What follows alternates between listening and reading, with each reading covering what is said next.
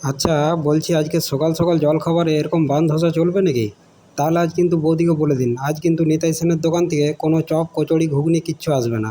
আজ শুধু বাড়িতে বান ধসা বানাবো আর এইভাবে ছিঁড়ে ছুঁড়ে ওম পেটাই নেবো বলে পরে সাটারে দেবো। আরে বাবা, খাবেন পরে, আগে রেসিপিটা তো দেখে নিন। প্রথমে একটা কাপের মধ্যে নিয়ে নিতে হবে তাহলে আমাদের 300 গ্রাম মতো সুজি। বাড়িতে পাতলা মোটা যা সুজি আছে তাতেই চলবে, কোনো প্রবলেম নেই। 300 গ্রাম সুজি নিয়ে একটা বাটির মধ্যে ঢালুন। তবে অবশ্যই দেখে নেবেন কিন্তু সুজির মধ্যে কোনো পোকামাকড় আছে কিনা। এবার নিয়ে নিন 150 গ্রাম মতো টক দই, ওটাকেও সুজির মধ্যে ঢালুন।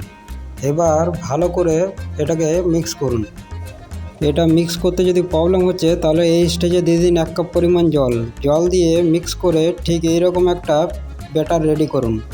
ব্যাটার রেডি হয়ে গেলে এটাকে আপনি মোটামুটি 5 মিনিটের জন্য ঢাকা দিয়ে সাইডে রাখুন। ততক্ষণে কিছু কাঁচা আইটেমকে রেডি করে ফেলুন।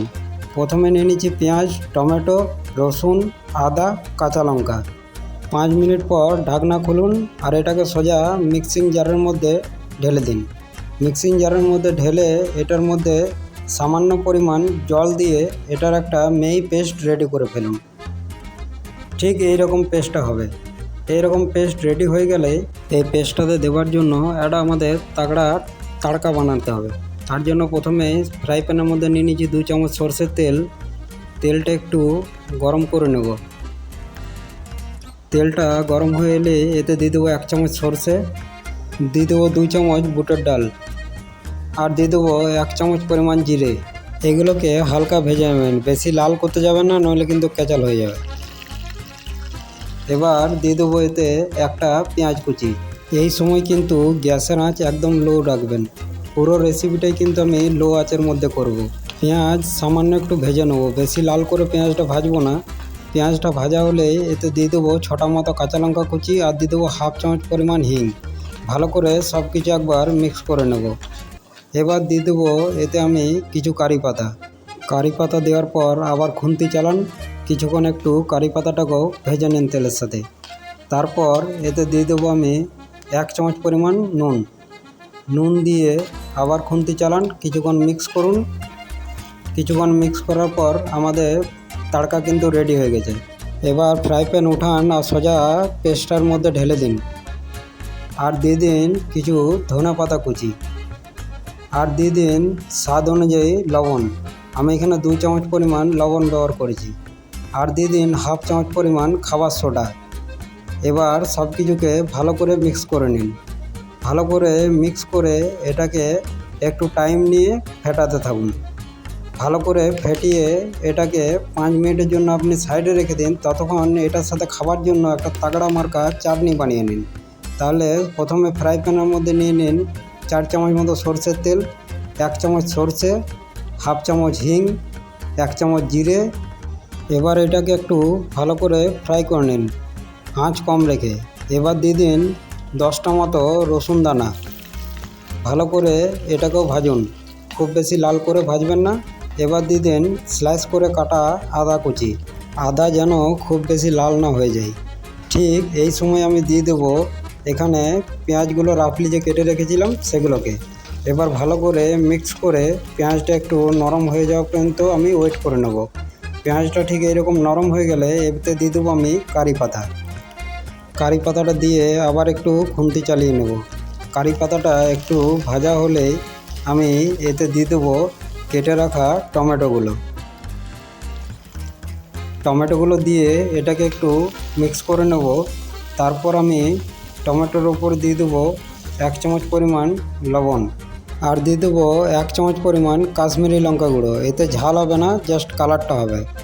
এবার সব কিছুকে ভালো করে মিক্স করে নেব। টমেটোকে একটু নরম হয়ে যাওয়া পর্যন্ত ওয়েট করে নেব।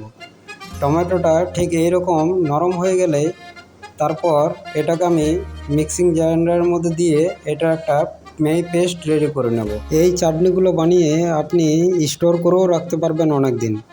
তাহলে পেস্ট আমাদের রেডি হয়ে গেছে। এবার এটার উপরে একটা তাড়কা দেব। তার জন্য প্রথমে তাড়কা প্যানে 2 চামচ পরিমাণ সরষের তেল। তেল একটু গরম হয়ে গেলে 1 চামচ পরিমাণ সরষে, 1 চামচ বুটের ডাল, আর দিয়ে দেবো একটা শুকনো লঙ্কা 2 ভাগ করে কেটে। এবার ভালো করে এগুলোকে একটু ভেজে নেব। একটু ভেজে নিয়ে এতে দিয়ে দেবো আমি কারি পাতা। খুব বেশি কিন্তু এটাকে ভাজতে যাবেন না, নইলে কিন্তু বুটের ডালটা কালচে হয়ে যাবে এবং শক্ত হয়ে যাবে। তড়কাটা আমাদের রেডি হয়ে গেছে। এবার সোজা আমি চাটনিটার উপরে দিয়ে দেবো। এবার সব কিছু মিক্স করে নিচ্ছি, আর আমাদের কারা চাটনি কিন্তু রেডি হয়ে গেছে। এতক্ষণে নিশ্চয়ই আপনার পেটেও ছুঁচো দৌড়াচ্ছে। তাহলে চলুন এবার বান ধোসাটা রেডি করে দেখাই। তার জন্য আমি প্রথমে গ্যাসটা অন করে এখানে তাড়কা প্যান নিয়ে নেব। এই ধোসাটা কিন্তু তাড়কা প্যানেই হবে। এবার দিয়ে দেবো এতে 2 চামচ পরিমাণ সরষের তেল। এবার ব্যাটার ডাবুতে করে নিয়ে 1 ডাবু ব্যাটার এর মধ্যে আস্তে করে দিয়ে দিন। আর এই সময় কিন্তু গ্যাসের আঁচ একদম লো রাখবেন। এইভাবে কিছুক্ষণ হতে দিন। কিছুক্ষণ পর একটা ছোট চামচ দিয়ে এটাকে আস্তে করে অপর সাইডে উল্টে দিন। এইভাবে কিছুক্ষণ আরও 5 মিনিট রাখুন। তল দিকটাও ঠিক এইভাবে রেডি হয়ে যাবে যেমন ওপরটা হয়েছে। আর সোজা উঠিয়ে এটাকে থালার মধ্যে রাখুন।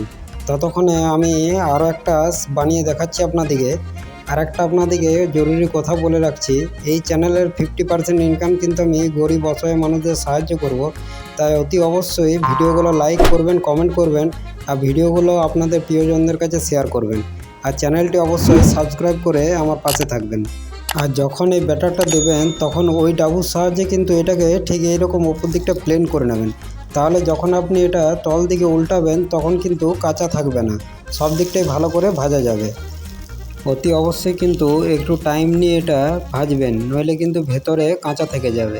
আমি 4-5 মিনিট করে টাইম নিয়ে এগুলোকে ভেজে নিচ্ছি। তাহলে এইভাবে 8-10খানা বানান। আর বৌদিকে বলে দিন আজ কিন্তু চপ কচড়ি বাদ, আজ অনলি ফর বান ধোসা আর কারা চাটনি জিন্দাবাদ।